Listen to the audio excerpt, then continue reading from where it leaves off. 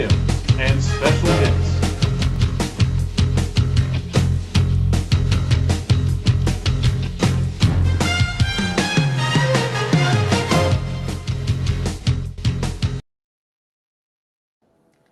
It is Tuesday.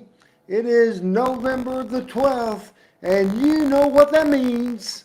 Yes, I'm Randy Hills, and this is Talking Memphis Wrestling. Yay! Hey, PJ, what's going on? Mike's in the house, Calvin's in the house, Thomas in the house, and we're ready to go with a big show as we are doing this timeline.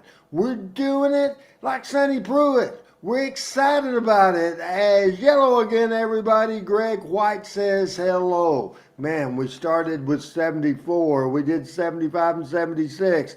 Then we did a little bit of 78 and 79, 80, 81. For the first time in a long time, BC Collins is in the house. Amy, I don't think Amy is mad at me anymore because Amy watches the show almost every Tuesday night. Big fans and big friends of Rick and Robert and Carrie of the Rock and Roll Express.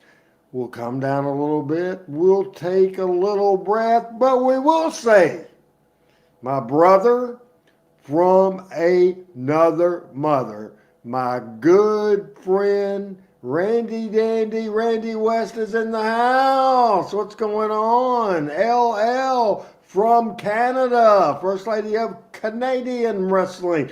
Also, Paul says hello. Jerry says hello. Shane has said hello. Al saying hey to RH. That's me, Adam, and everybody. Thomas just talking to Amy as members of Team Hales, getting to know each other, and Jeremy Gibson, ready for some Talking Memphis Wrestling.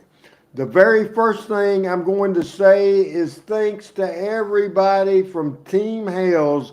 A big show last week. We spent a lot of time last week talking about the health and the fundraiser, the GoFundMe from Dutch Mantel. Now, last week, last Monday or Tuesday when we were doing the show, we got up to about $62,000. Today, we're over the goal, but man, those expenses still coming in.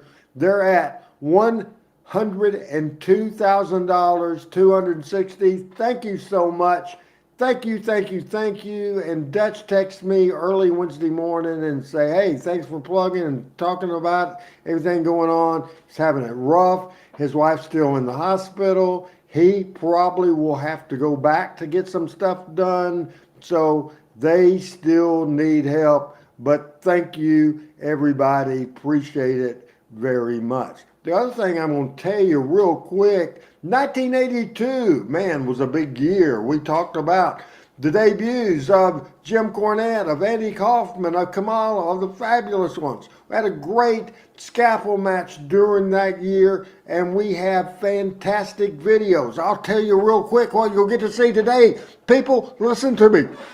I want you to listen to me. I'm getting choked up, so excited about it. We'll see Lawler and Dundee make fun of a very young Jim Cornette. We will see Dutch Mantel fire a very young Jim Cornette. We will see a 19-minute scaffold match in 1982, Bill Dundee and Sweet Brown Sugar, also known as Coco Ware. The June debut of Kamala. We'll see Jerry Lawler fireballing Kamala. We'll see the birth of the Fabulous Ones with a awesome promo from the Fabulous Jackie Fargo and the Fabulous Ones early in their team against the Dream Machine and beautiful Bobby Eaton. That is what's going on. I'm fired up. I'm excited. I have a first take that I've got to do, and I'm going to do it. And because here's the deal. I'll tell you this.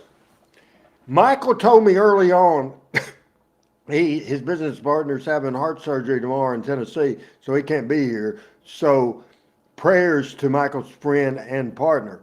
Also, Pat tells me the same thing. That not that he had somebody sick, but he had somewhere to go. His daughter was being honored at college, so he had to go to that. So I lay out a show. I actually don't wait to the last damn minute around here. And I lay out the show figuring that it's just me and Chris.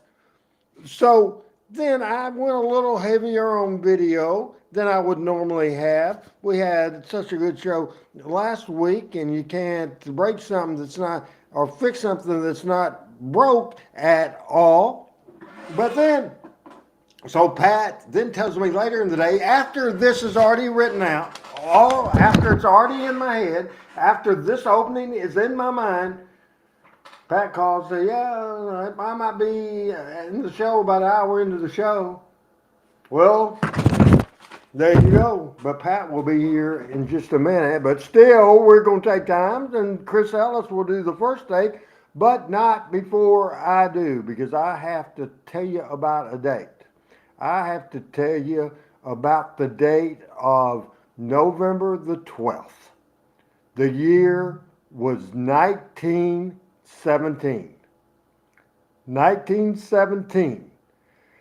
The year was November the 12th. And my father, my dad, Harold Jackson Hales, was born. All right. Happy birthday in heaven to my dad, who would have been 107 years old today. That is absolutely unbelievable. Hello, Scott's Art. I wanted to show you a couple of pictures. This is a picture. I was probably about 10 years old. That is my mother, and that is my dad. And then we'll go to this picture, my dad, my mother, my sister Judy, and me. This was the last Hales family reunion. We were all together. This was in Hot Springs, Arkansas at the Gray State Park in 1979. Jackson, I don't know who the heck Jackson is. Hi, Jackson. All right, happy heavenly birthday to my dad. I want to bring in for his first take the assistant superintendent of Southside Schools in Southside, Arkansas. First take time for Chris Ellis. Well, first of all, I want to say happy heavenly birthday to your father and send prayers out to Michael's friend before I get started. But I know we don't do politics on here. No. But last Tuesday was the election, and there's a lot of people excited about that. But yesterday was what we really ought to be excited about. Veterans Day. Veterans Day was yesterday. And for all the veterans out there who watch this show, who've served, whatever, thank you to every one of you, because it allows us to have elections. It allows us to have a show every Tuesday night and have the freedom to talk about whatever we want to talk about, be it Memphis wrestling or whatever, or for RH to go on a rant and speak his mind, all of that because someone served to defend this country so we'd have those freedoms. So that's my first take. Shane Odom says, Randy, did your dad love wrestling? Absolutely not. Not in any way, and didn't understand why I liked it at all. Didn't have a clue. But, he went a couple of times maybe to the American Legion Arena to see me announce.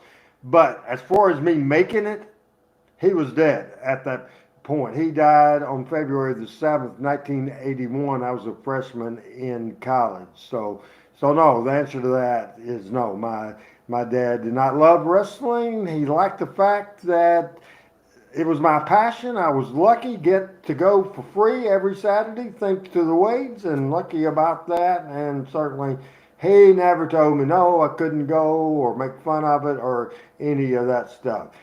What's going on? Living the dream, the Randy Hale story, because Richard, it would take too long to say how I got in the business. Not to be rude, but buy the damn book at Randy Hale's MemphisWrestling.com. Pat Trammell, what's going on with you? A first take, and you're not in Alabama.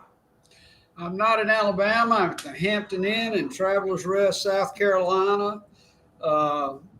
First take with Chris, and happy birthday to your father, Andy, in heaven. I know he was a great influence on you, and our friends on here don't know, but I've had the opportunity to meet a lot of them, and you have a fantastic family for sure. I don't know that I've seen a family as close as yours in a long time, and I know your father had a lot to do with that. But first take, as Chris said, Veterans Day. Spent Veterans Day in my hometown at the Hall of Heroes Museum induction, which I do every year. I'm in Greenville, South Carolina, and very, very thankful to everybody that contributed, sent prayers, sent good thoughts for our pal Dutch. That is exciting. That's really exciting that we've met the goal, and just hopeful that he and his wife continue to recover. And good to be with y'all. I guess I've been gone a couple of days, and my other job of keeping basketball book, I've got my oldest doing that tonight, so I'm happy to be here. Well, tell everybody where you're at right now. I'm in Travelers Rest, South Carolina. My youngest, Meg, who's a sophomore at Furman University, was inducted into something SETA freshman honorary. So I was up here for that. Congratulations. That's fantastic. That is absolutely fantastic. Go back to Chris real quick. Do you have an off week this week, or does the playoff start for you guys Friday night? No, we play Friday night at home against Harmony Grove from down near Benton. And if we win the first 3 weekends, we'll play at home. We're one of the top seeds in it. So if we can win this week, we can play at home for 3 weeks. So is this week actually officially part of the state playoffs or not? Yeah, first round. First round state playoffs in 4As this week. That's fantastic. Man, appreciate everybody watching. 1982 was a great year. And Adam, if you could go ahead and put that 1982 graphic up there. Pat, I think you have probably purchased it, the Memphis Wrestling History book series from Mark James. He wrote a whole damn book. As you see the First Family, you see Lawler, you see the Fabulous Ones, you see Kamala, you see Dutch Mantell and Andy Kaufman, Jimmy Hart, Lance Russell, Guy Coffey, so much. That 1982 book, man, if you guys want to hear about history and read about history and see those cards, I think that you will be very much interested in the Mark James book, Memphis Wrestling History Presents the Year 1982. One of the things that happened was the debut of Jim Cornette, a young Jim Cornette, and he was messed with by a couple of people early on, about 2 weeks into business. He'd be nervous with this, and let's watch the Jim Cornette. He gets embarrassed. TV5 Wrestling.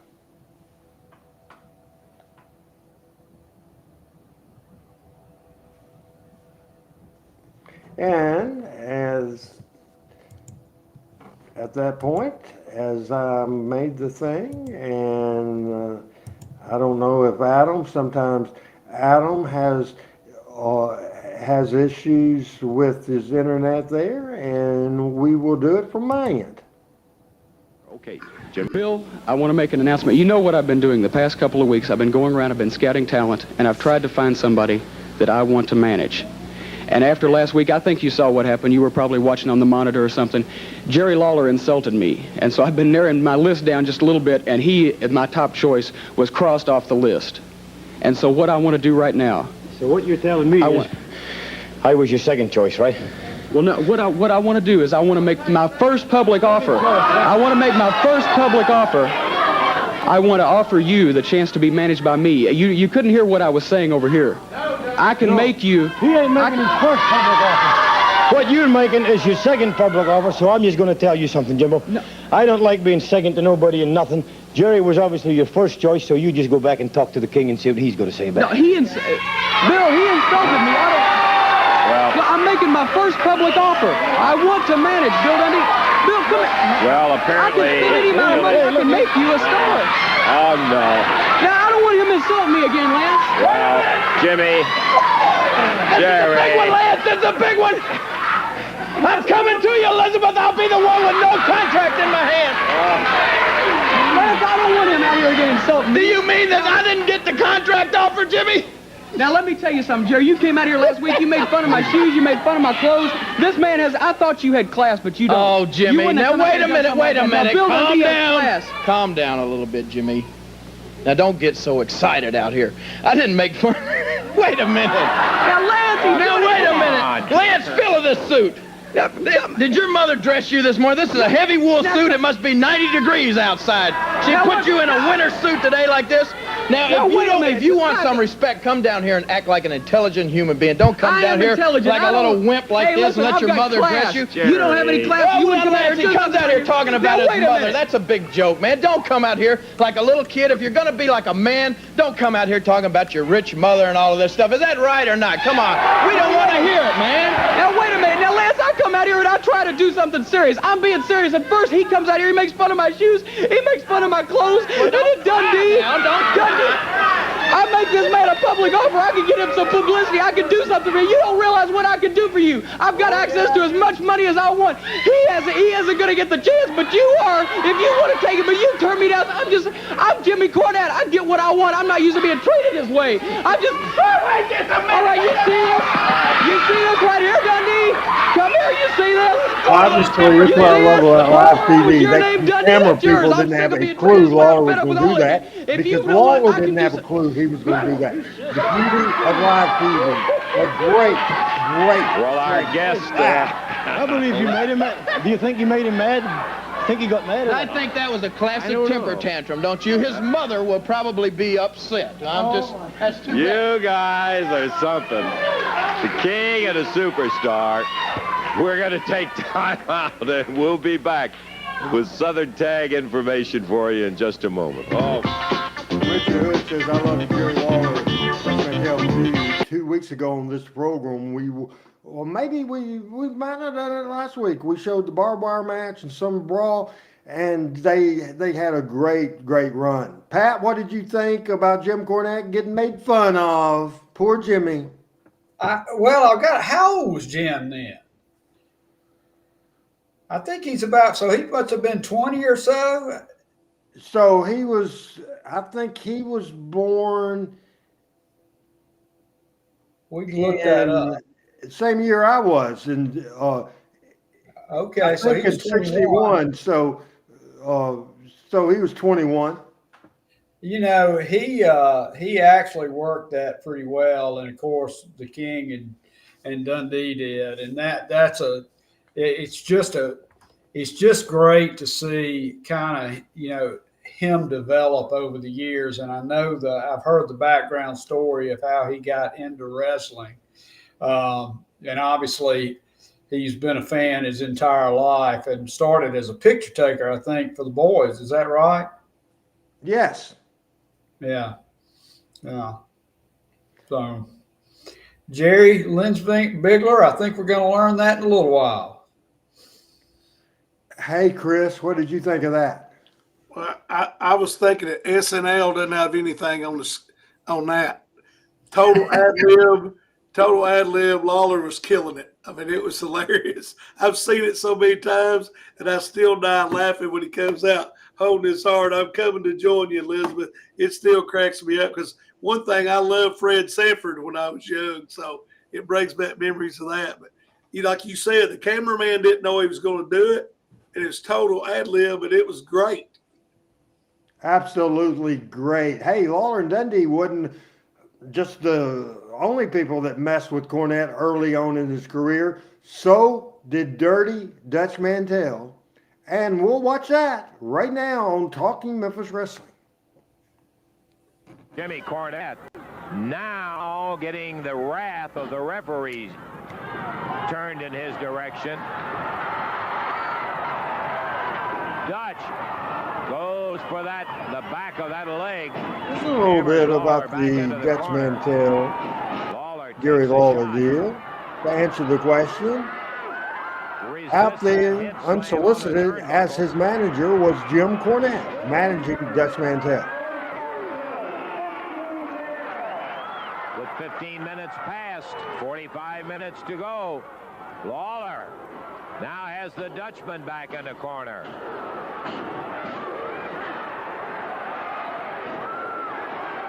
Dutch's knees buckle. The ropes held him up. Not this time. He's down. Lawler hopping up to that second rope.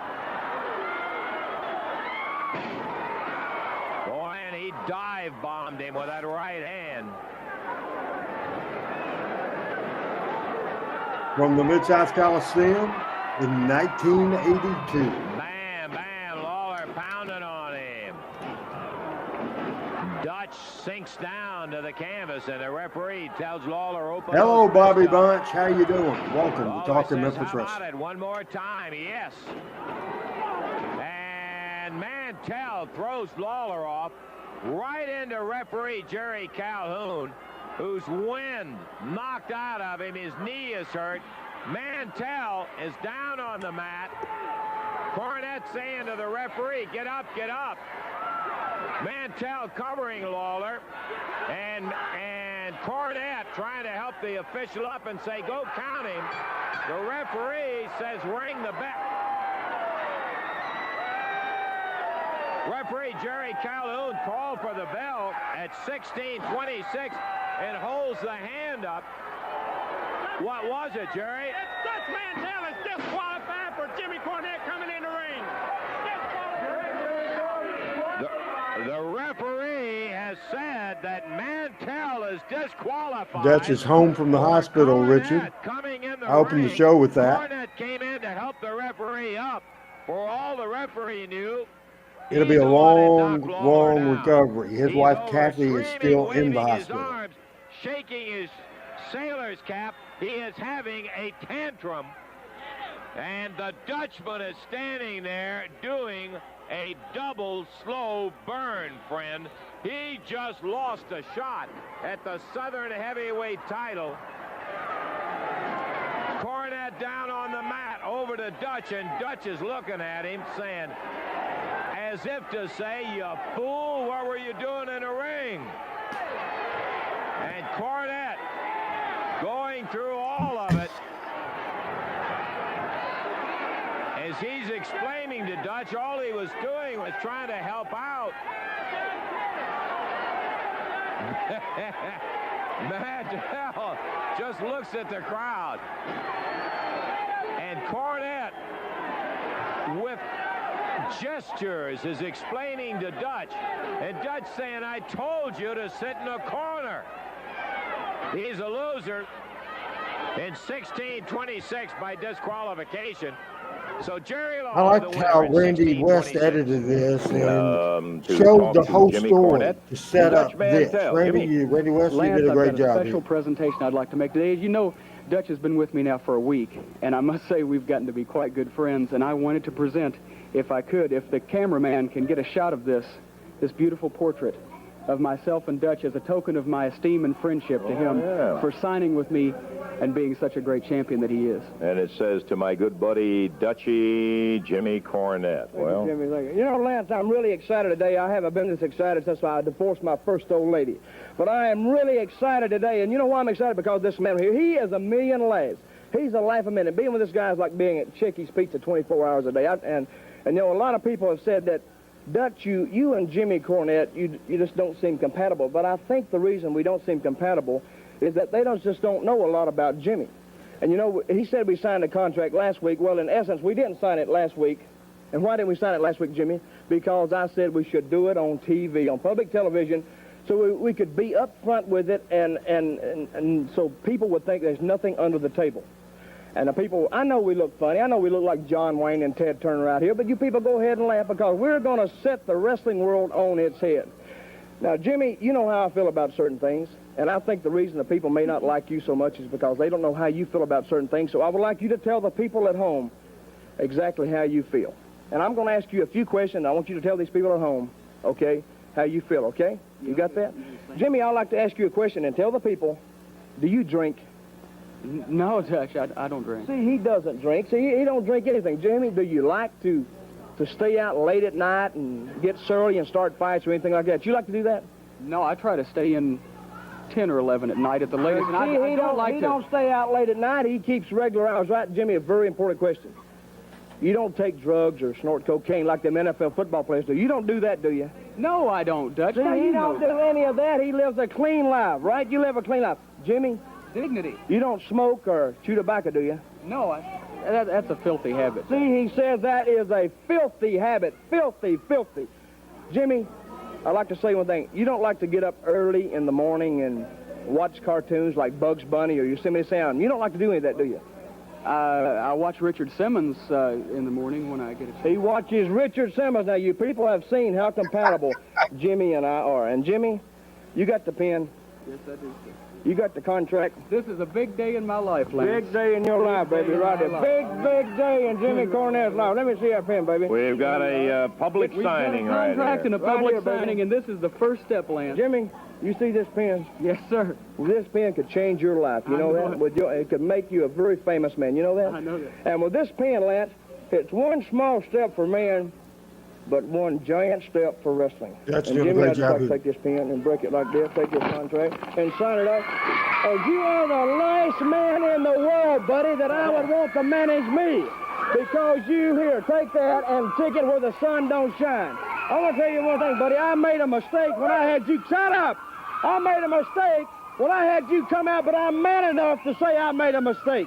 And the only difference between me and Lawler is I'm not above, buddy, taking you for a few dollars, and that's what I did. You see this picture, Jimmy? You see this picture right here?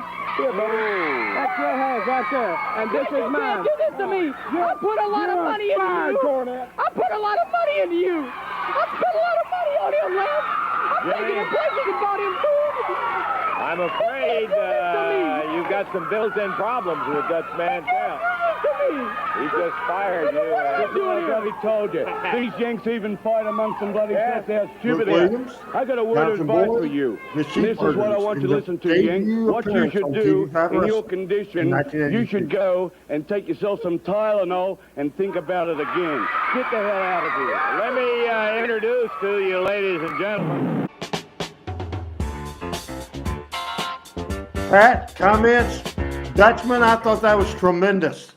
You know, I thought it was great, and in retrospect, watching it, I was thinking about it, who all he talked to, and the dichotomy between, you know, the babyface, spoiled mama's boy, and Dutch Mantel, who's like the toughest guy in the history of wrestling, was perfect. It was just perfect to hook him up with Dutch, even better than with Lawler or Dundee or anybody.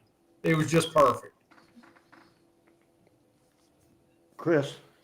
Yeah, I agree with Pat, and I like the fact that Jonathan Boyd comes out at the end and just tells him to take some Tylenol like he's having PMS, and he's being destroyed by every top guy in the territory is just destroying him. I'll tell you what I was really thinking. It would be, and you know you can't do this, but well, I guess you can, but it'd be interesting to me to see how Cornette evolves into the rock and roll. I mean, the Midnight Express, and how I don't know where he goes. I know he had something with Sensational Sherry, but you know, he's learning on the job, but he's doing a great job. They about starved him to death for sure, and he went to the C-towns and D-towns, and he talks on his podcast. He does deep dives into it, and it's real interesting. So if you guys could take a look at that for sure. 82, somebody asked me, was 82 the best year? I'm not saying it is. I'm not saying it's not, but newsworthy might have been the most newsworthy year ever. It just is. There's just so much that happened, and we talked about the debuts. Jim Cornette, obviously, we saw that. Andy Kaufman making his appearance. The Sheepherders making their appearance. So much happened, and you will see, as we talked about at the first of '82, Dutch Mantell and Jerry Lawler had a classic babyface feud. Sweet Brown Sugar, Coco Ware, a part of the first family. I usually don't do this, and our microphones will be hot in this thing because it's 19 minutes of action. I would like Randy West's perspective. Maybe he can write a comment or two because he was up in the one camera shoot. He was up in the upstairs area overlooking the ring quite a ways away, and he was shooting this match. It was a scaffold match between Bill Dundee and Coco Ware, 19 minutes.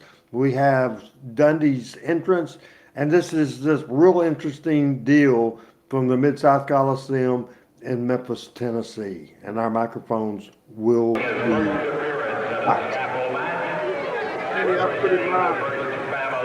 Maybe 83 was when the rock and roll became the rock and roll. What, Chris? I put in my show prep notes, this is the best scaffold match I ever saw. This is my favorite scaffold match ever.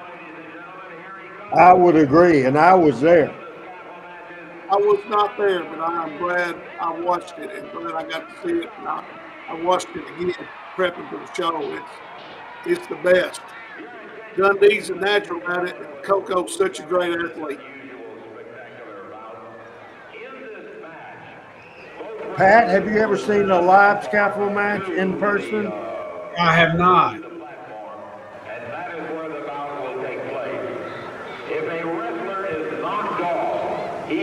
Lance explaining the rules. Randy, what was it, 20 feet in the air? Say that again? Was it 20 feet? Yes, I think you're right on that.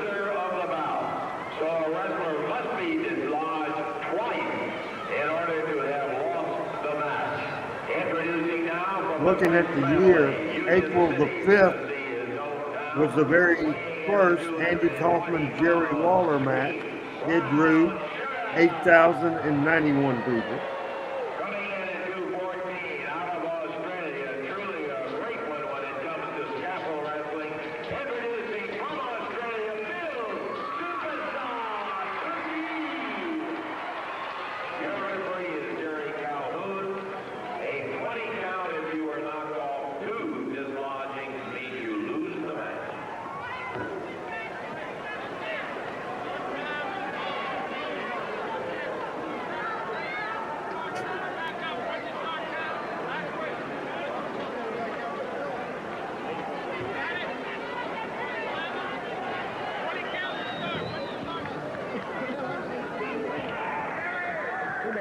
Right off backwards and fall right down on top of him.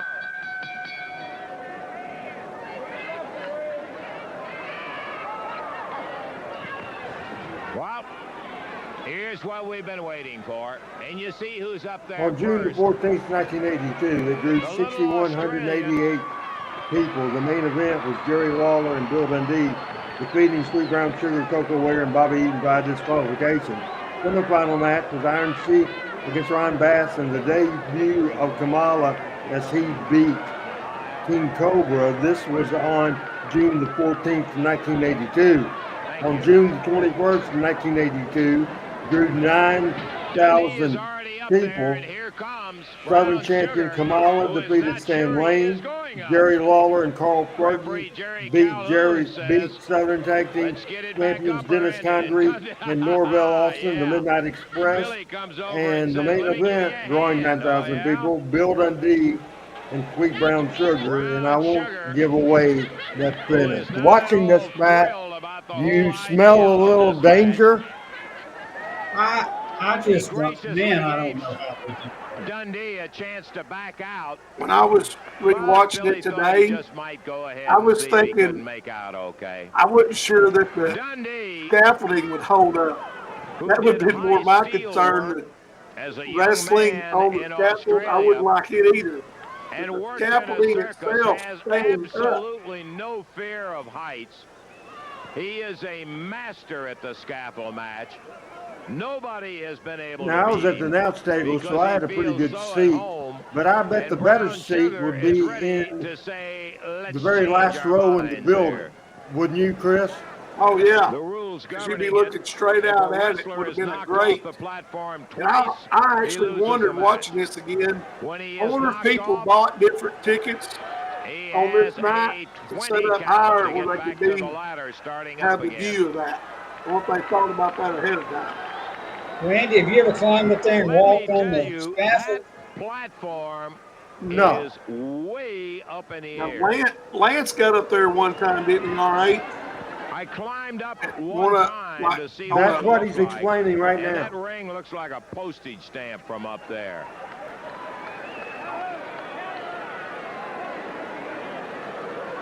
I'm not a fan of heights. When you get up there, it doesn't look like there's room to even fall down in the ring on the sides. It's a peculiar perspective. Well, if you've ever been at, Jimmy Hart down there hollering, this is go my get him, favorite Sugar, part go of get him. Coco's career. That's because Hart's down here. Yeah, where it was we great. are. And what a Sugar is up wrestler he there with was. Dundee. Yeah, the As shaved Thomas head, Lemon the says, complete Bill looks at Sugar gimmick. home. This is one Billy wanted.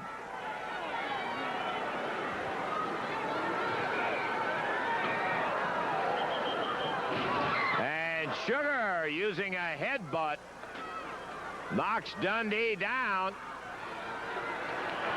Billy pounding on him, trying to get him off. Sugar rights himself. Big right hand from Sugar. Shane, this might have been the second one, to Dundee tell caught you the him with that truth. foot. But in 1970, 1971 in Louisville, Jerry Jarrett against Don Green was the first one. But that scalpel wasn't near as high as this one, Pat. Caught in a That's leg in the air. scissors, but Bill Yeah, I've seen the Don not Green really one in with a Jerry position Jarrett. to It wrap wasn't him near up. Now this he's high. going to work on him. Or this exciting. But the people were going bananas because Jerry Jarrett was Sugar over and takes Don a Green shot had heat. from Dundee. As Randy West says, Bill Dundee could walk Bill on an the outside top toe ring hold. rope. Man, he was agile. Ooh, and Bill Sugar Dundee took him, wasn't kicked him scared right of in the nothing. face. James' comment. Saw an interview where Bill Dundee was in the dressing room asking anyone to be in the scalpel match, and Coco was a rookie, and he agreed to it. Coco debuted in late '78, early '79. This was in This was June of 1982. I'm sure. Him and Bobby were a tag team during this era, right? Brown Yes. Sugar bounced his head off. And we've had that talk. One of my favorite tag teams of all time, Sweet Brown Sugar and Beautiful Bobby. Agreed, 100%. Yes, Irony of that is, not, and so the Bobby count went did with not Dennis, start. That is not one. and Coco went with Norvell. Dennis Dundee and grabs Norvell the were the ring, original the Midnight. rungs rather underneath the platform. Thomas says Bill looks at home up there. He's trying to swing his TJ, way I back agree up, with but you. Sugar going after him. Sugar kicking Dundee in the head. The strength to do what Bill's doing right there trying to get to the is other unbelievable. side. He lost it except for one hand. His body He's weight hanging being there. held up with one arm. Are you kidding me? Now pulling himself back up. Dundee All you swings the leg gentlemen up. of a certain age, go try to Ooh, do and one Sugar pull-up bangs him like again. that. He's got him like a pendulum now, and Dundee hits the mat. If this was 82, Bill would have been. That's one more, and Bill's through. You had to be knocked off He's got a twice 20 to win count the start match. back up the ladder. Referee Jerry Calhoun at 7. And Dundee checking his hand where Sugar stomped on it on those rungs up This there. was 1982, Randy West. Help me with this. Would you say ringside started up, tickets in so it breaks the 1982, count. $6? Would that be your guess? Bill trying to get his second win, pumping his way back up.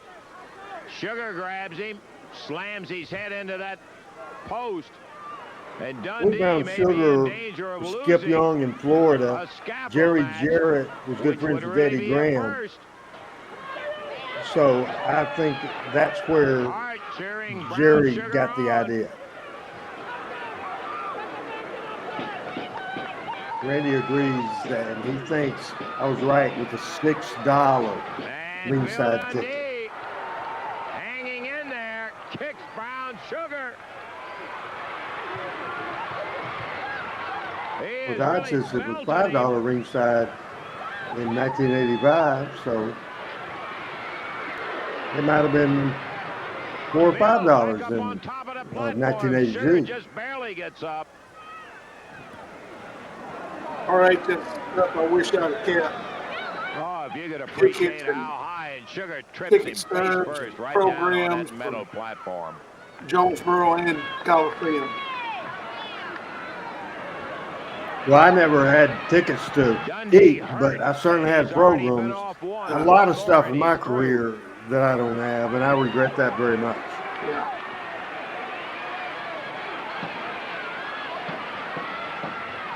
This is the thing about 5-star matches, 6-star matches, 7-star matches, kiss your ass type of matches. Well, I mean, it's the story, it's the intrigue, the danger. Pat, do you sense the danger here?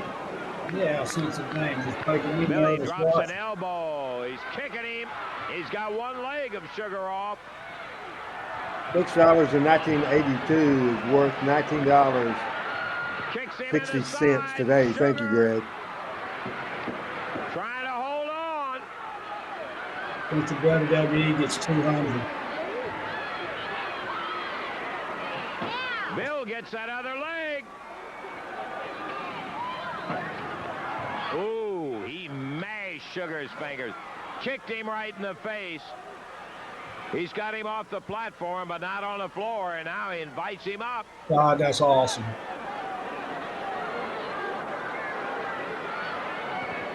Just imagine the physical exertion of climbing around trying to hold And with on. Lance, you're not hearing a lot of screaming and yelling. Serious Serious broadcaster here and explains what's going on. And they're taking their time. They're milking stuff. We couldn't see it. Let it deal. Dundee has been off once. And Bill pulls off a boot. Going to your tights is a lost art. Yes. Don Green is good at that. Jerry Lawler was the best. Into the action. This is a fight to the finish. Talking Memphis wrestling on the 12th day of November. Randy Hills, Pat Trammell, Chris Ellis with Adam Dunn producing. Dundee has the boot back on now. Lawler having it in his tight. If you found that one, he might have it in his elbow pad.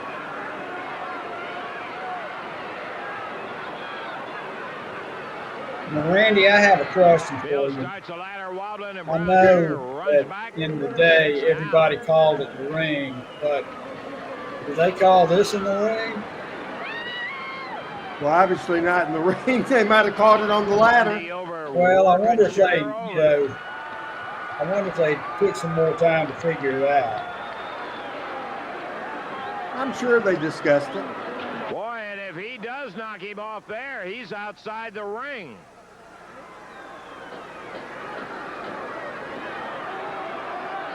Sugar slips away, heads back to the middle. Dundee has There's him crazy running away stuff off. they do today. There's no way to call it in the ring. Nobody can understand that crap. That's why you walk through it for 45 minutes or a 2-minute match. The danger involved in this match is so key. Dundee chopping him. Coco selling the fear right there is great. Sugar is down.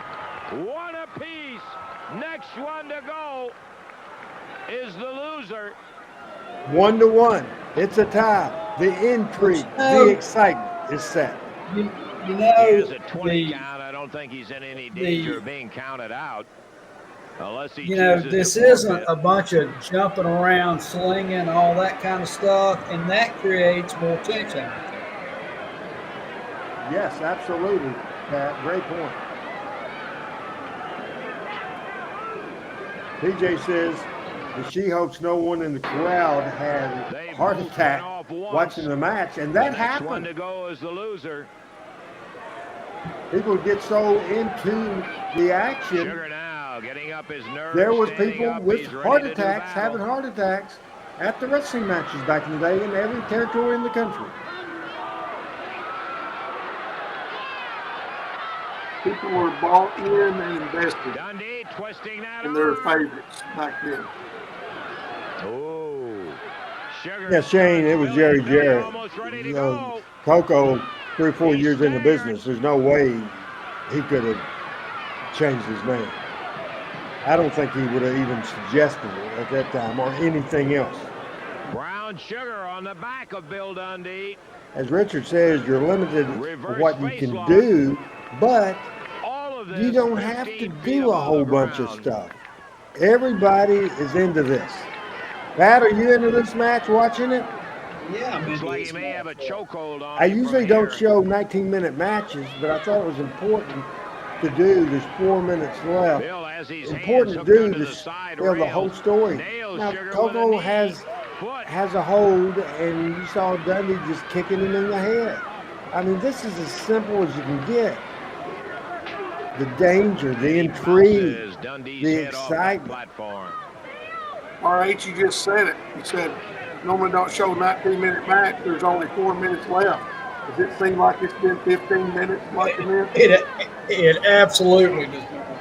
No, 5 minutes at most is what it feels like because it's so entertaining. He's holding on, but both legs are off. Sugar very close to winning it. As Richard says, you're limited in what you can do in the match, but obviously there's 9,000 people going crazy. You don't have the point I'm trying to make. You don't have to do a bunch of crap. Terrifying but spectacular. God, I had that same thought. Scaffold match, and Dundee kicks at Sugar.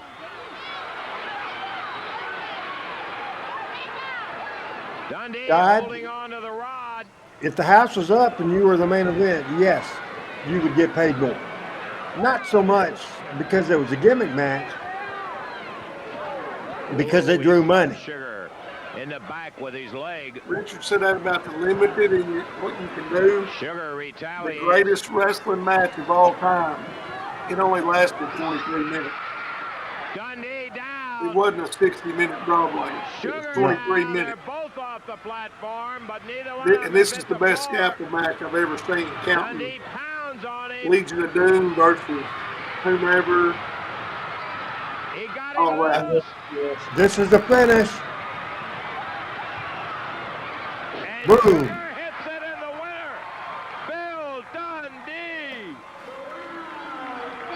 15 minutes, 17 seconds. Dundee the winner.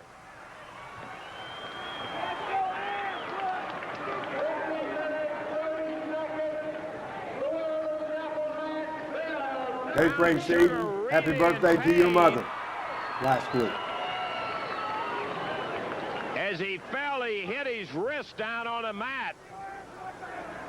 And he has either hurt his wrist or his elbow or something. Dundee the winner in 15-17. Sugar is hurt where he hit the canvas. Once again, the winner, Bill Dundee. Was not a very babyface thing to do, Bill.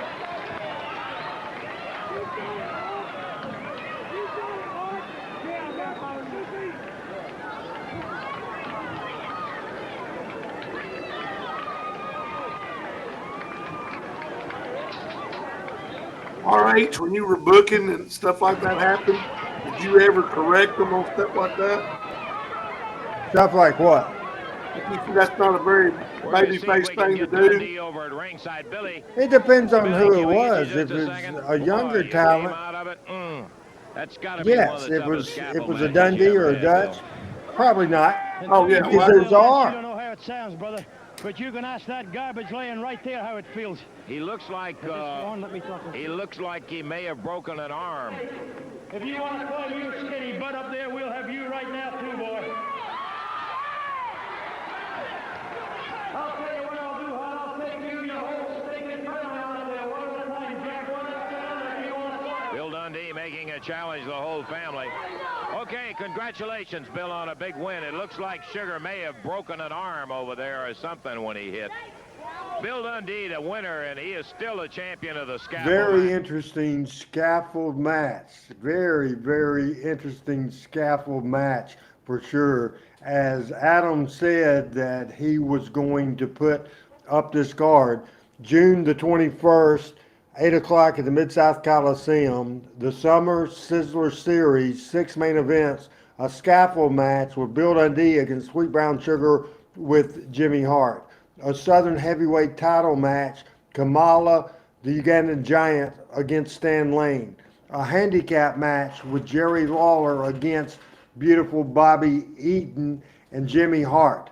A Mid-America Heavyweight Championship match, King Cobra against Dutch Mantel. A bull rope match, Outlaw Ron Bass against the Iron Sheik.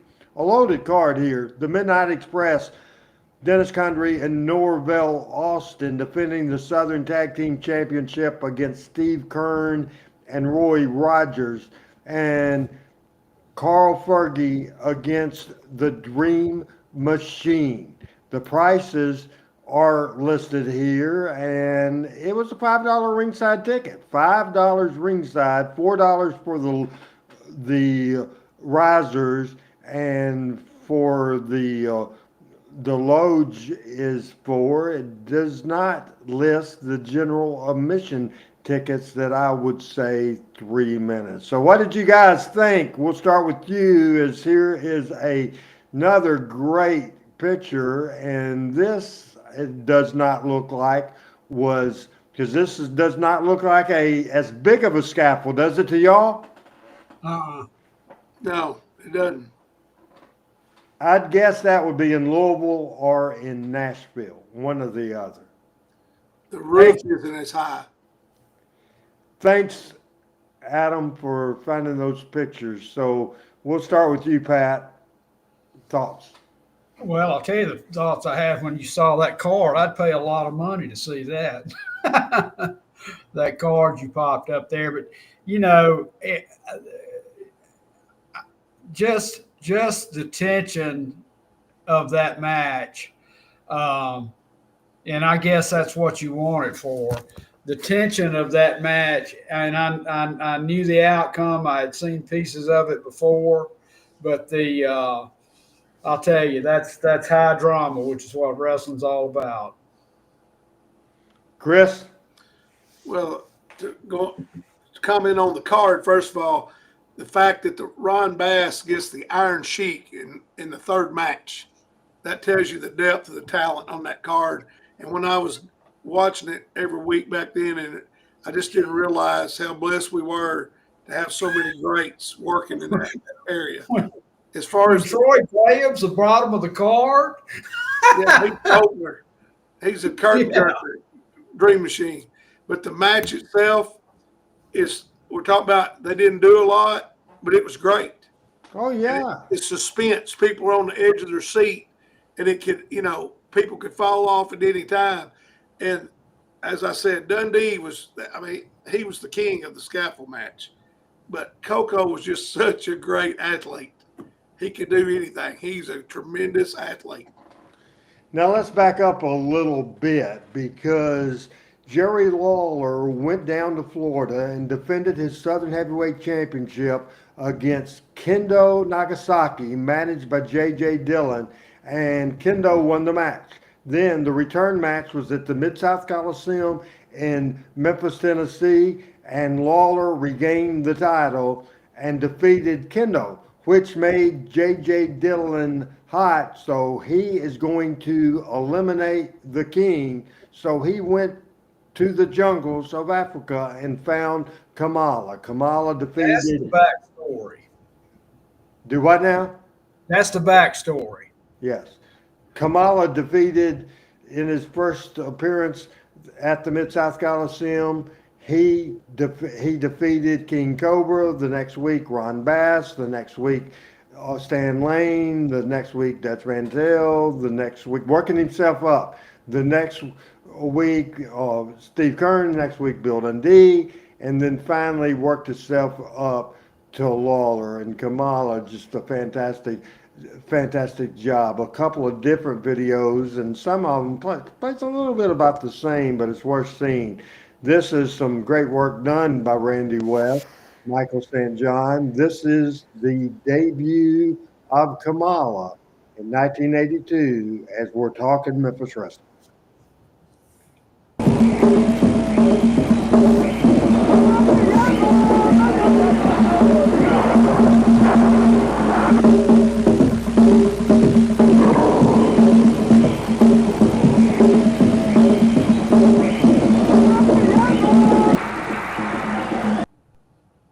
Chris? Oh, I remember seeing that when it first came out. And, I mean, he was, first time I ever saw him in person, he was a massive human. I mean, he was a tremendous, naturally large, no weight room strength, just massive. The other thing I'd read somewhere, had he worked in Florida before he came here? Or did he come to the Coliseum and look for a job? Or He came to the Coliseum and worked for a job, but he had wrestled at Sugar Bear Harris and other places, including Memphis, years before. He was, he was just never pushed. That was tremendous. Pat? Well, you couldn't do it today, but that is just another piece of great imagination to create a unstoppable heel. And Randy and Michael's work in that was, James Harris would not have had a career without that. I mean, it's just outstanding work. And I understood, he wasn't a great talker, and I guess Jerry came up with it, but they shot it right. And I mean, he rode that thing to $1 million. Lawler throws the fireball on Talking Memphis Wrestling. This will show a little repetitive. This goes back a little bit to the video we just saw, but it's worth seeing again. And then all kinds of excitement happens at the Mid-South Coliseum in Memphis, Tennessee. You get heat on your heels, but you keep your baby faces strong. Up! Oh, boy. He is really going after Lawler now. Lawler swinging back at him. Not 10 million hot spots out of the blue. Jerry Calhoun. Disqualify him. I don't know what that'll mean to him, but he Lawler's fighting back. The referee is down. knows. Look at those chops by Kamala. The baby faces come in, tries to save the day. That's Roy Rogers, the chop there. Kamala's punch is not so good. Now watch this. And Lawler throws the fire. Lawler throws the fire. Wow. What do you think, Chris? Well, anytime the king threw the fire, it was always exciting. And then Kamala, it's the first time he'd ever showed any kind of fear. I mean, he was an indestructible force. He'd wiped out everybody for 6 weeks. He's killing all the baby faces. Lawler throws the fire, and there he goes, sprinting to the back. Pat? Yeah, I mean, just exactly what Chris said. I mean, it's. I wonder who came up. Did Lawler come up with that? I'm not sure. Had to have. That finish? Yeah. It was him, maybe him, Jarrett, and Dundee were all talking. I couldn't tell you. Yeah. So, RH, is it Lawler or Jarrett that told Kamala to chop, don't punch? I think Lawler, but I couldn't swear to it. I can see either one of them Yeah, because as strong as he was, those chops, I mean, that, you talk about legit, like hurting like hell. Those chops hurt anyway, but he can do some damage. A lot of things happened in 1982. Ric Flair earlier in the year came in and had a NWA World Title match on TV5. However, last week, obviously, Chris, you were here. We got kicked off YouTube for showing the Empty Coliseum match, so I was careful. But I'm here to tell everybody, Ric Flair and Jerry Lawler in 1982 at TV5 Wrestling on Union Avenue in Memphis. You can check it out on YouTube. I decided not to take a chance because as far as I know, we're still on, but I don't see any YouTube comments lately. Folks, are we still on YouTube? If somebody could let us know. Greg White was watching on YouTube, so maybe that's the case. So Ric Flair was here. Andy Kaufman was here. The scaffold match, we had that. But the idea to create a new tag team, Jerry Jarrett, all Jerry Jarrett on this, there's no doubt who came up with this idea. You go back to history. You go back to a baby face that hadn't been seen in a while that was over, even though he hadn't been full-time in the Memphis territory since 1975. 1976 at the earliest, for sure. We are going to watch right now the birth of the Fabulous Ones with a great promo. Let's lay out audio-wise here. We'll be back on this TV again. It's been some times, and it's been nice out playing golf and then doing a lot of things that I never got to do as a professional wrestler for 25, 30 years. Real exciting, boy, to get up in the mornings and knowing you don't have to jump on an airplane or jump in a car and go wrestle that night and jump in the car and drive back and drive another 800 miles the next day or get in the airplane with your sore body and your mind really not straightened out yet. It's been real nice, but I talked with my buddy Eddie Marlin. I said, Ed, you know, them days fishing and golfing's about over. I'm watching wrestling on TV and get a little itchy. And that's what I done. I got real itchy. I looked up on my TV and you know what I seen? The worst imitation that I have ever seen in my entire life. Let me tell you something, Hart Pally. You don't know what a fabulous Fargo is. You have no earthly idea. You bring two geeks, two guys that you picked up off the street, and you want to make them fabulous dolls from New York. You can forget that, Hart. Let me tell you something, pal. You're a joke, and they're a joke. What do you buy? A $2 bottle of dye? Put it on their hair and buy them a $25 tuxedo? Let me tell you something, Hart, you punk.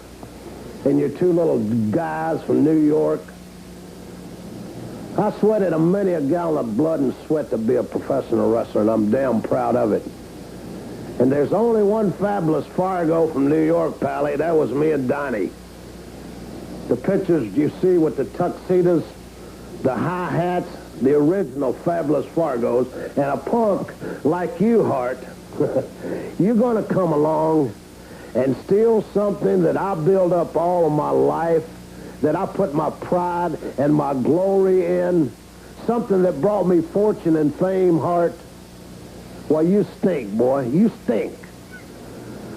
Now, I'm going to give you some good advice. I promised Eddie Marlin I wouldn't cuss and raise too much cane on his TV, but I can't help it. You stink, Hart. You're too synthetic. York Dolls. What a joke. Let me tell you something, pal. If there's going to be any fabulous ones around, if there's going to be any hi-hats around and tuxedos around, it's going to be first class, and it's going to be who I pick. Not who you pick, Hart. You stink. You stink. You got nothing about you, pal. $25 tuxedo. What a joke. My socks cost more than that, Pally. When I walked around with the top hat on, with the gloves and the sequins, they cost something, boy. They didn't cost 25 cents. You're disgusting. You're disgusting to me. To think what I've put in the wrestling business and you want to come along with this. Well, let me tell you something, Pally. I went out and got me a couple of guys. Tough. That's what you don't have, Hart. You got to be tough. You got to have a heart. You got to have a heart as big as a watermelon, not big as a peanut like you and them two geeks you got. Well, Pally, I got me two wrestlers, and I'm going to put the hi-hats, and I'm going to put the tuxedos on them. But you know what they can do that your boys can't do? They can fight. They're tough. And if you slap them, you know what they'll do to you? They'll slap the hell out of you. They're going to do that. You're not going to smack them upside the head and walk off and prance around. Time you get your fist back from their jaw, by gosh, you're going to have one upside of your head. That's the only way it's going to be with me, pal. I'm back. The fabulous Jackie Fargo's back. Not as a manager, as a consultant. I'm going to advise these two men. And when I say men, I'm talking about men. Tough, rugged, fighters. That'll kick your teeth in, Hart. You better not show up there. You better not show up in the arena with your boys with no tuxedos on and no hi-hats.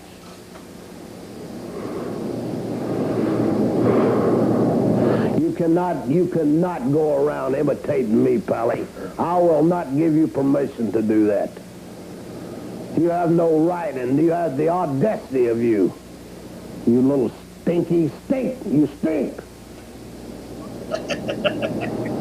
I got pride. I'm saying this to you right now. I am out of retirement. I want to fight. I want to feel. I want to touch. I want to beat. I want to claw and scratch and dig. That's what I'm known for, and that's what I'll die for. And I'm tough. Don't you forget that, Hart. And don't you boys forget it either.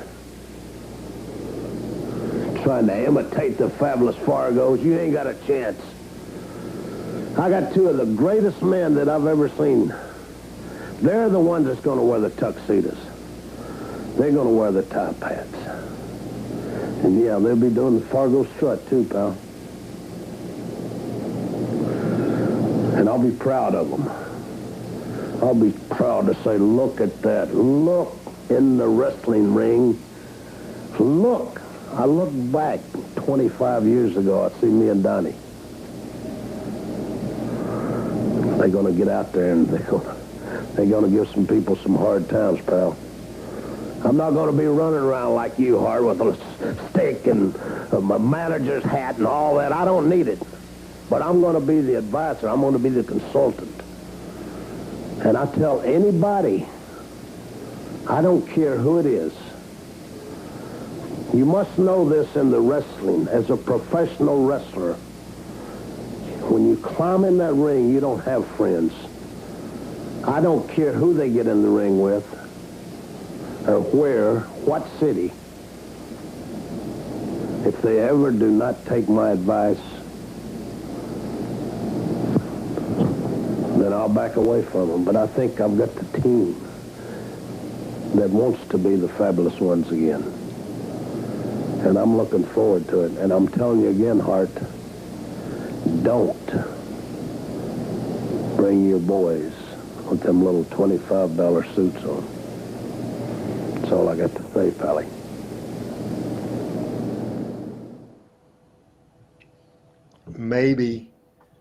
the greatest wrestling promo that's ever been done. I'll give you some figures and some information in a minute. Just wow. I mean, it's just wow. We'll start with you, Chris. Well, Jackie's facial expressions and his intensity, and you believed every word of it. And you believed when he said he's back, you know what he's capable of doing. He was on, I mean, he's bigger than life in this area.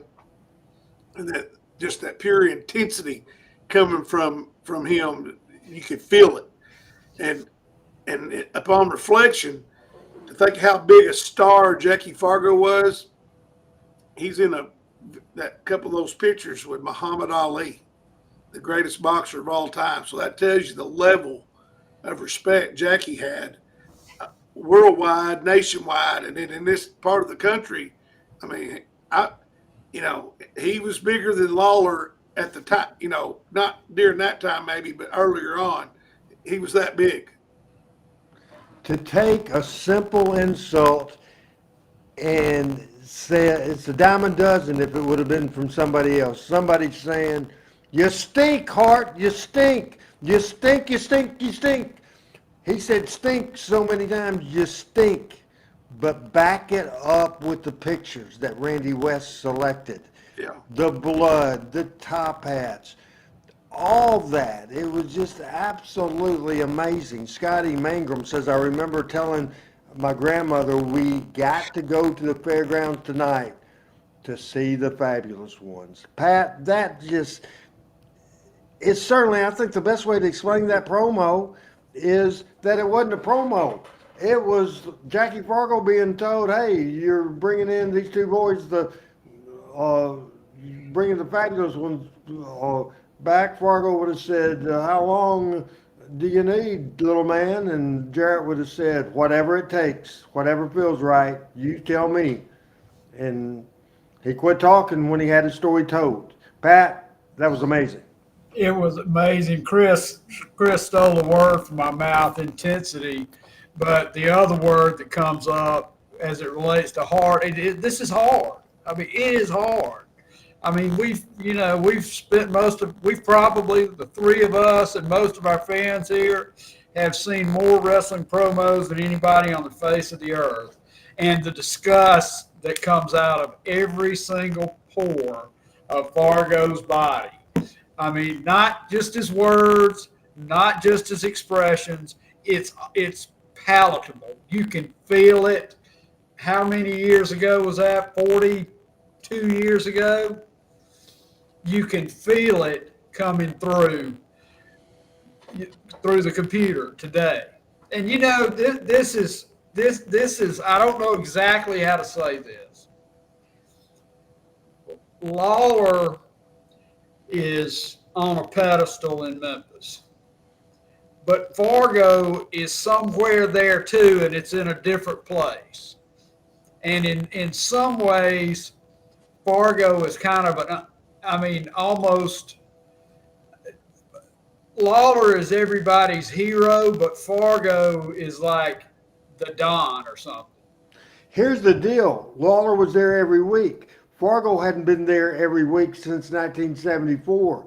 So Uncle Jackie, Granddaddy Jackie, the person to come back and save the day, that's the role he was in there, and it was absolutely perfect. Let me set up this by saying, hell of a year, 1982. The business with Andy Kaufman, the scaffold match, the Kamala build, the Kamala and Lawler, Handsome Jimmy coming back and selling it out, then got sick and didn't come, and then so the next week they sold it out again, and the next week they sold out again. But then, as was normal when the kids went back to school, it started drawing 3,500, 4,000 people instead of 11,700 people, week after week after week. I'll give you an example right now. On October the 4th, 1982, it drew 4,299 people, and the main event that night was Jerry Lawler and Dutch Mantell, and they had a pretty good card going on there. But on October the 9th, that video that you just saw played from Jackie Fargo. It drew almost 7,000 people, and this is the card. On October the 11th, 1982, Dutch Mantell pinned the French Angel, Frank Morrell.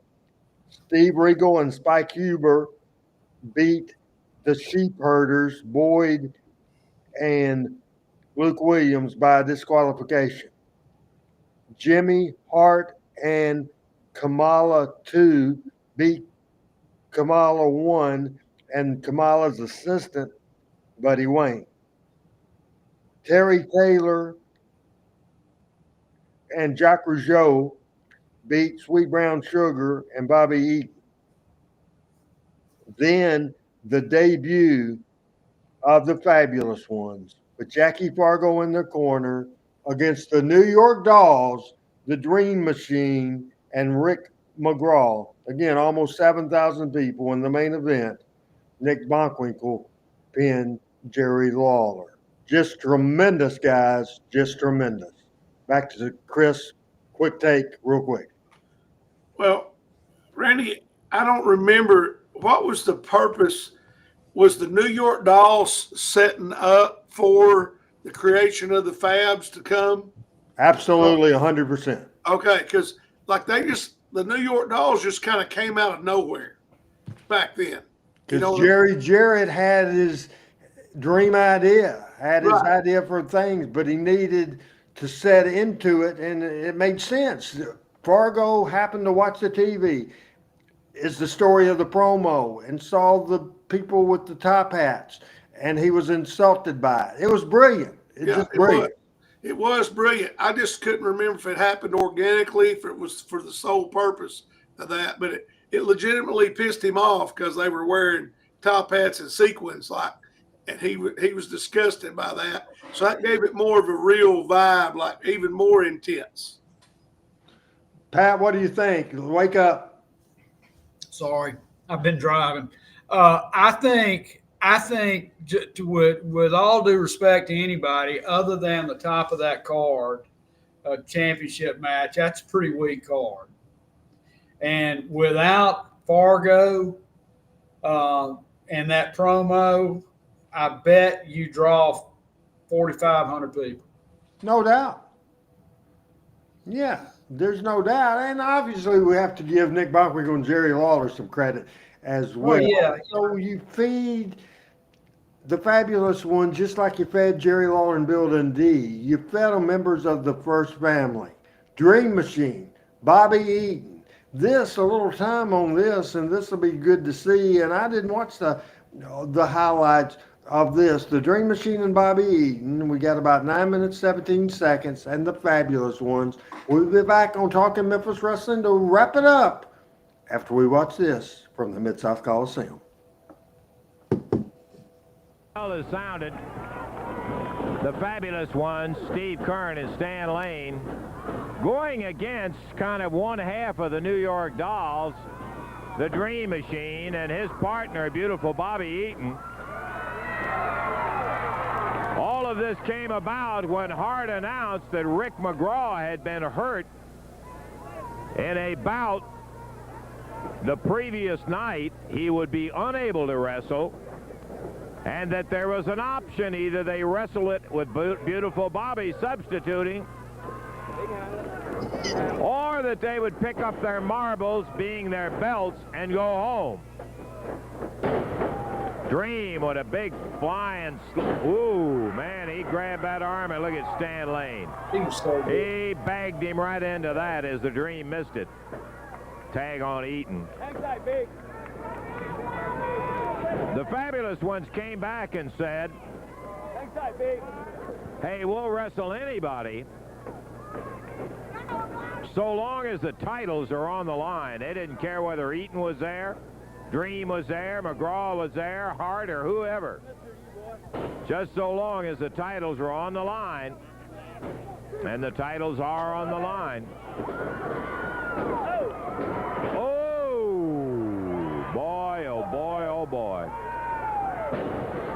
Steve Kern crunching beautiful Bobby.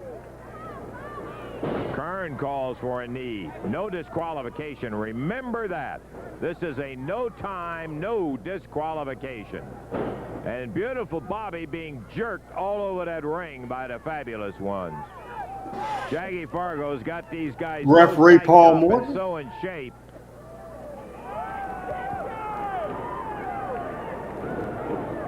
Big arm bar, Stanley. Did y'all often grab the use two referee, comes in referees the on lane, Monday just reaches night? out, All right. grabs a handful of hair and snaps Bobby down. Yeah, always in Memphis, always in Louisville, Little quick switch there always between Lane and in Kern. Lexington, Kentucky, sometimes in Nashville, and very rarely in Evansville. Dream Machine having a fit about the hair pulling.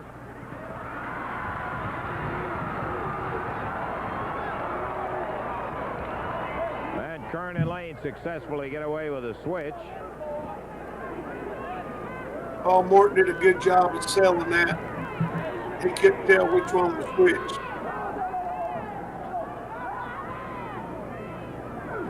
See, I love the pace of this because you watch, and I don't want to make this a knock on current wrestling, but they go 100 miles an hour, and you're not able to tell your story. You're not able to sell and register.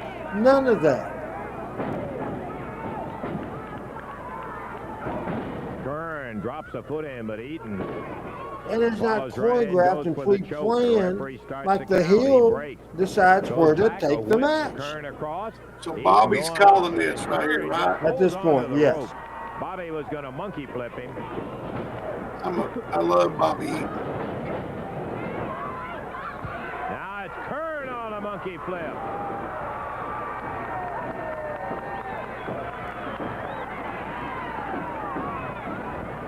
They give the people a chance to react.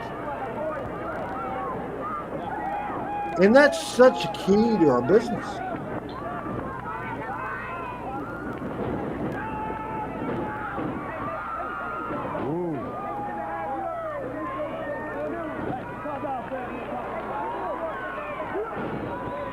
Steve Kern in there now with a Dream Machine as Stan is out. Beautiful Bobby is out, and Jimmy Hart staying loose in that chair.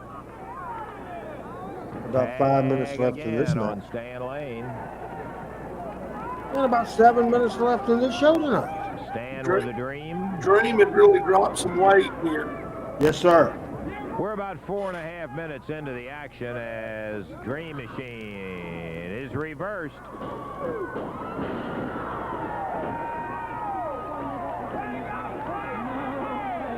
There's 4 pretty good talents. Well, 5 counting Jimmy. 5 pretty good talents right here. Beautiful Bobby. No doubt about it. Into the ring after a tag from the Dream. The referee and Steve Kern talking as the referee sends Lee, him back down to the to corner. skip to Lee, I have no idea. Stan They Lane. were hot for Hooking 2 years. Side headlock from beautiful Bobby. RH, when Dream was unmasked, There's a he 5-minute call. he kept going by Dream Machine. That's highly unusual. Bang together. Why do you think that is? Well, I kind of disagree with that because there was times we called him his real name, Troy Graham. Nice arm bar. Stan takes to the corner and tags Steve I just Kern. figured it might have been because he was so Kern from behind recognizable grabs the arms of and beautiful everybody Bobby, knew him wheels as that. him I didn't around, know, but snap usually when they're roll over the unmasked, they side. go by something. They're built something different. So Well, the Dream Machine name was over. yeah. But again, he was called Troy Graham at times. Bobby Bunch had so much history in that building, the Mid-South Coliseum in Memphis, Tennessee. 3 minutes, 20 seconds left in this match. Between Eaton and Dream gets a little help from Stan, but the referee moves him back out of there. Dream is on the outside of the ring, but he is sure participating. And boy, Stan Lane really wrapped beautiful Bobby. I love hard. Lance's commentary. Now again, it's a double team. Dream gets back out. Dream's on the Eaton outside, but again he's takes sure back over. participating. No time, no disqualification. Title against title. Jimmy Hart agreed to it.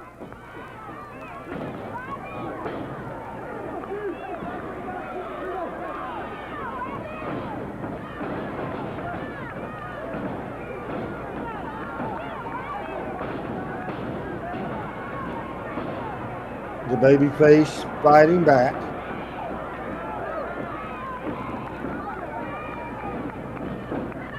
Dream Machine waist-locking Kern, follows him to the corner. Banging away with that right hand. Right into the knee of beautiful Bobby Eaton. Here comes Eaton into the ring after the tag.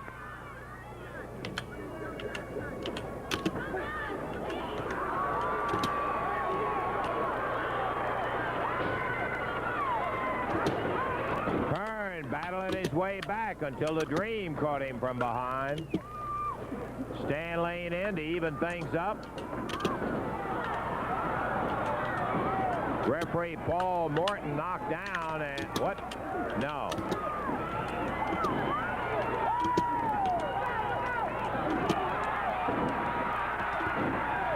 On the floor, Eaton and Stan Lane. Jimmy Hart with a handful of powder going after Stan Lane, and Steve Kern caught in the ring by himself. Bobby Eaton. Dream Machine did the territory in Mississippi that was in Jackson. He also the Knoxville territory after the Fuller sold out. And the Dream is powered down. Kern nails Hart.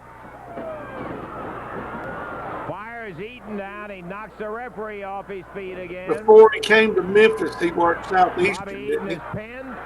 Here comes Brown. Here comes Stan Lane. Green. I think so.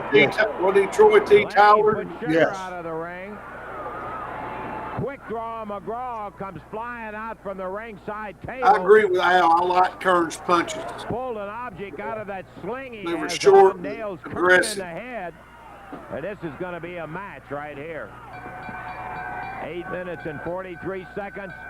The winners are going to be the Dream and beautiful Bobby.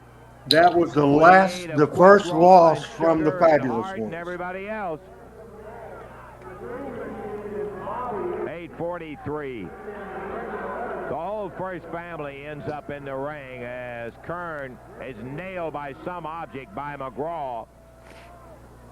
But the official victory in the no time. Want to wrap up this series on 1982. We'll do 83 next week. Just want to tell you, the last card of the year was December 27th, 1982.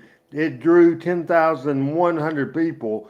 The opening match, this will blow your mind. So, Pat, I want you to pay attention to this for sure. The opening match was Dutch Mantell and Rick Morton defeating Sweet Brown Sugar and Bobby Eaton. Opening match. Wow. Second match was Bill Dundee and Terry Taylor against Exotic Adrian Street and Mike Boyette Apocalypse in the second match of the night. The third match was King Cobra and Carl Fergie. The fourth match was The Angel against somebody. The fifth match was Jesse Barr against Big Red Reese. The sixth match, Bobby Eaton won a blindfold battle royal. The seventh match, the Sheepherders defeated the Fabulous Ones via a disqualification. Sabu defeated Jacques Rougeau to win the Mid-America title. And in the final match, Jerry Lawler pinned AWA World title Nick Bockwinkel to have it held up the next Saturday on TV. Did over, I'm looking here, about 10,100 people. What a series, what a year, 1982. Last take, Chris Ellis, and good luck with the ball games Friday. Well, thank you, RH. Well, I mean, this was in my opinion, my memories, the best 5-year stretch of Memphis wrestling was 79 to 84. Obviously, that's when I was in high school and got to go a lot more and got to be really invested in it and never missed watching it. And so this is fun for me to go back through this and remember. And then all the talent that was in Memphis that year have gone on to be legends in the sport. It's amazing that we didn't know it at the time, but how blessed we were to have such great talent. Pat, last take. The creativity in this year was at an all-time high.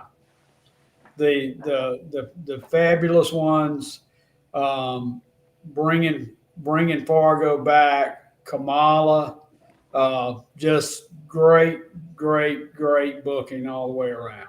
I mean, just hit in a lot of ways. This is one of my very favorite years. So both you guys have everything said that can be said from you. Is it time for me to wrap? Ho.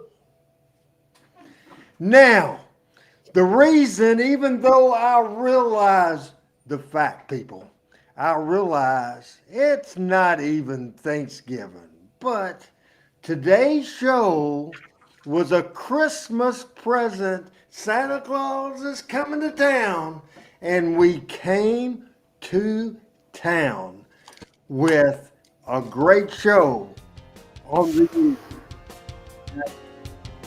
82. I think Bobby, and I think Al, and I think PJ and LL and David Smith was in the house today. Everybody loved this show, as 1982 was without a doubt, a fantastic year. Thanks, Randy West, watching at home. Adam Dunn doing a great job producing this show, adding some music for us today. We miss Michael St. John. Also, thanks to Chris and Pat. I'm Randy Hills. Good night, everybody, and thanks for watching.